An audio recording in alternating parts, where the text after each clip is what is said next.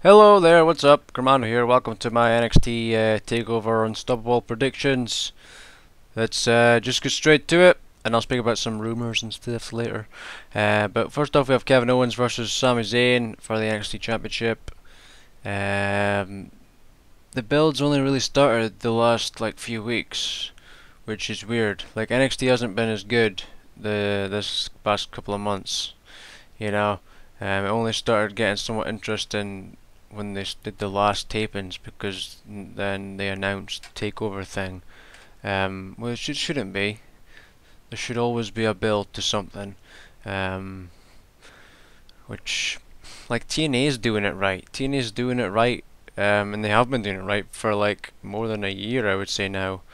Um, they don't even have like pay-per-views. They've only got like four, and there's always feuds. There's always something going on, and it's not the same format every week, and it's not the same boring format of matches every week.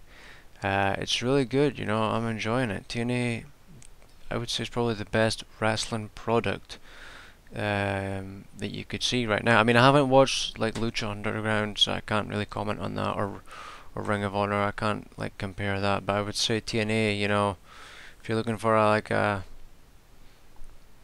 more upscale sort of production type of thing, like similar to WWE, I guess TNA would be your thing if you're sort of sick of WWE, give it a go. But Kevin Owens for Sami Zayn.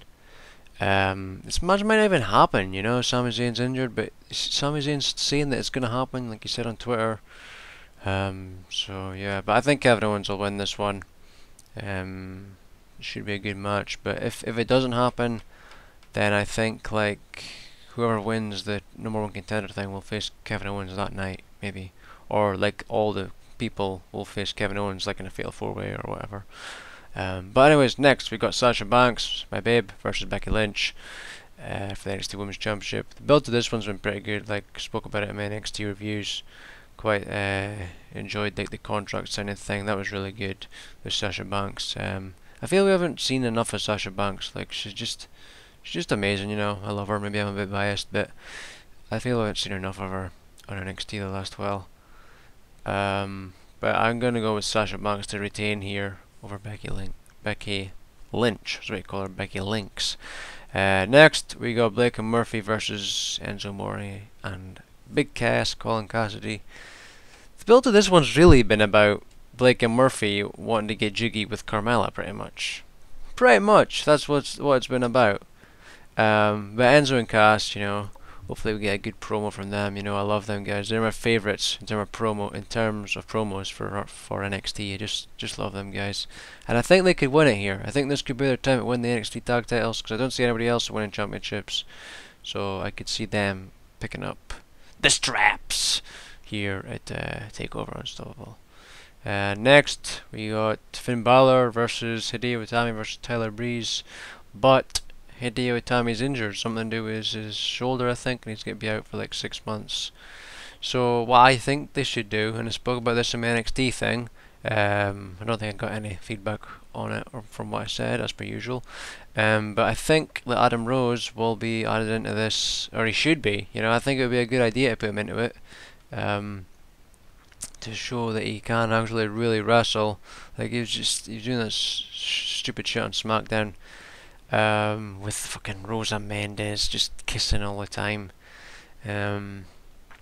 I don't know. I really don't know what they're doing with him on the main roster. It's just shit. Ever since he debuted, it's been shit. To be quite honest, it just hasn't been good. But I think he should be added in here, and then. But even then, you know, I think Hideo would have won this, and I don't see Finn winning again. That would kind of be dumb because we've seen how that worked out before. They had a match that had over 10 minutes of rest holds. Fact. So I think Tyler Breeze is going to win this. I think he should win it and go on to face Kevin Owens. But it could go either way. It could go any way. But I'm going with Tyler Breeze. Next we got Baron Corbin versus Rhino. I think it'd be kind of good if this was like a, if it was like a no DQ match. But then again, we had that last time with Baron Corbin and Bull Dempsey, and it was a shit match that had no nothing that would have resulted in a DQ happen in a no DQ match, in a normal match, if you know what I mean. Like, nothing really happened. It was shit. But Baron Corbin will win this. He faced Rhino at the house shows, one of the first Philadelphia house show, and beat him. And then at the next one, well, the one before, he called Joey Styles to bring some old relic or something from ECW, and it was Tommy Dreamer, and he beat him. So, like, I'm going with Baron Corbin to win anyway. That doesn't change anything. But I'll speak about the house shows and that in a minute. Next we got Bayley and Charlotte versus Dana Brooke, the worst person in NXT right now, and Emma. I would think that Dana Brooke would win since they seem to be pushing her, but I don't know. And it's kind of surprising to see two women's matches. I mean, well, actually no, it's NXT, so no, it's not surprising. They give Divas a chance. I'm gonna go with Dana Brooke and Emma just because of Dana, debuting. I've kind of a feeling that Bayley and Charlotte could win, but I think they'll give Dana and Emma the win. There's a new stable with Dana Brooke.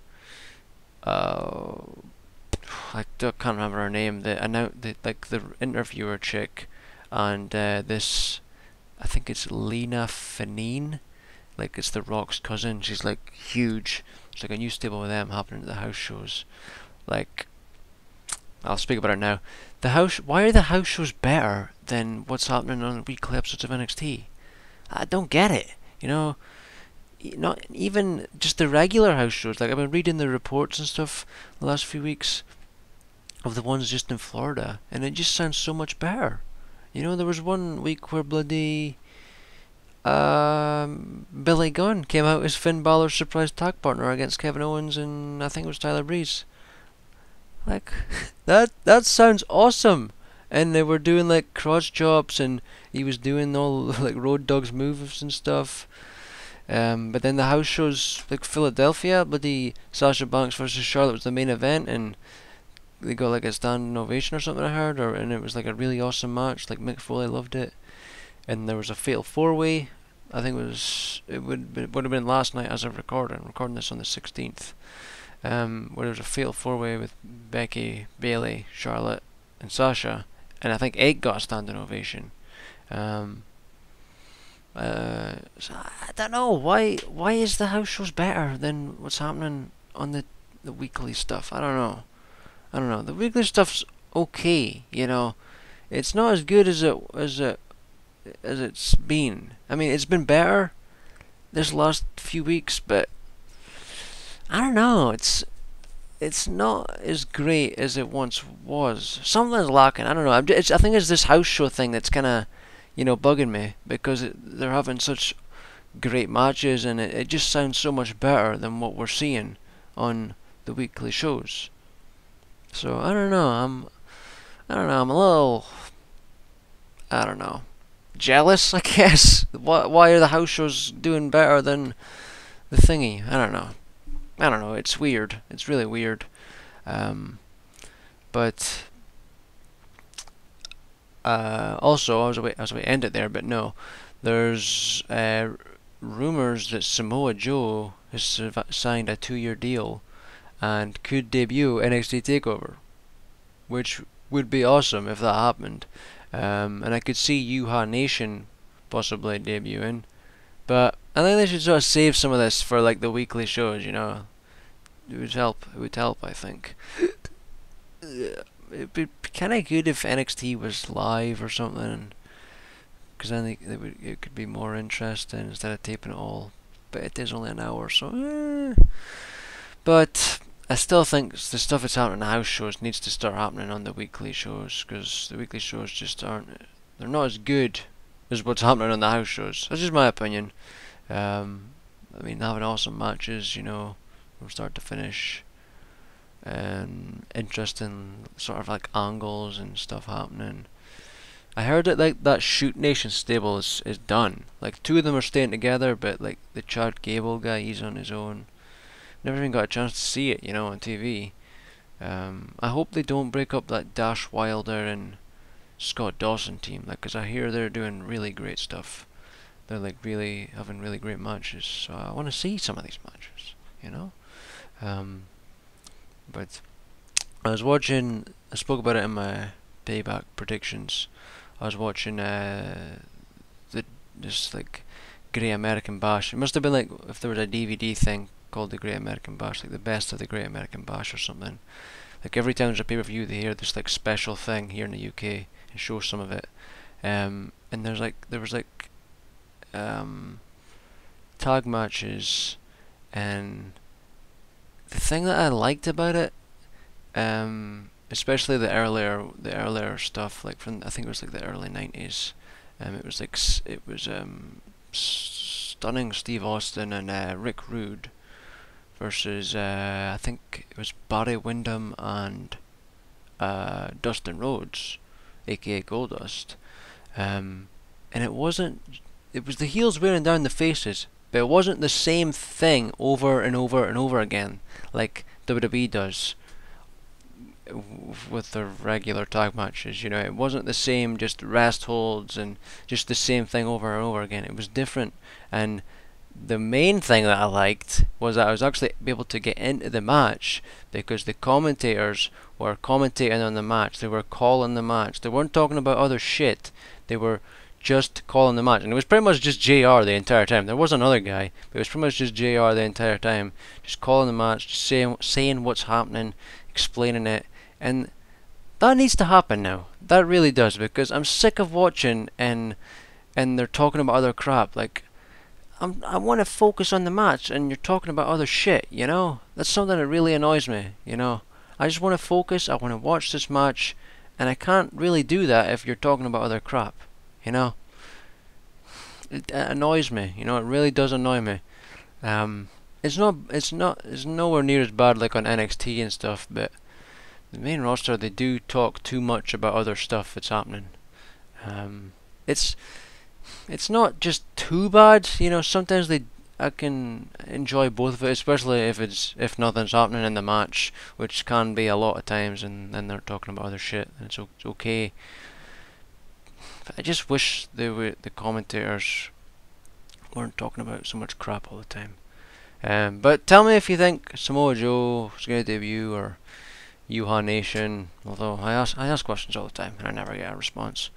But I have no idea when my review will be up, because if you listen to anything I said in my Payback predictions video, I might not be able to get it watched when it happens, or the day after it happens, because I could be busy with work, which I'm really not looking forward to.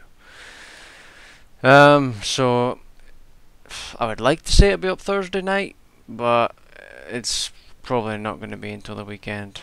So yeah. And I don't know if I said at the beginning of the video, but the weekly NXT things won't be happening anymore unless it's a really good episode. Like if the week after is really good, I'll maybe do it then, but then I won't be doing it because it's just a waste of time. I'd rather be getting other stuff done. So yeah, that's my predictions. See you for the review. Bye.